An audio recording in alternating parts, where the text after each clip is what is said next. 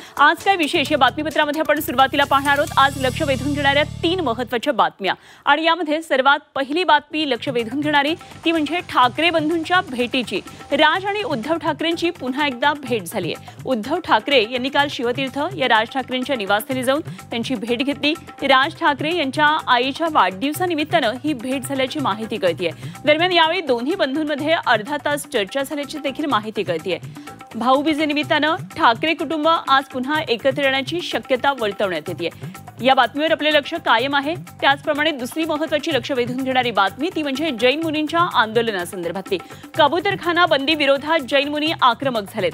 जैन मुनी निलेशचंद्र विजय यांनी 1 नोव्हेंबरपासून उपोषणाचा इशारा दिलाय। आझाद मैदानात ते उपोषणाला बसणार आहेत। न्यायालयाच्या आदेशानंतर मुंबई महापालिकेने कबूतरखाना बंद केलेले होते आणि त्या विरोधात जैन मुनींनी आंदोलनाचा हा इशारा दिलेला आहे। त्यामुळे आता पुढचं पाऊल त्यांचं जे असणार आहे ते नेमकं कसं असणार आहे या संदर्भात आपण आणखी माहिती जाणून घेणार आहोत। आणि तिसरी महत्त्वाची बातमी ती म्हणजे पावसासंदर्भातली। राज्यात अनेक ठिकाणी आजही पावसाचा अंदाज वर्तवण्यात आलाय।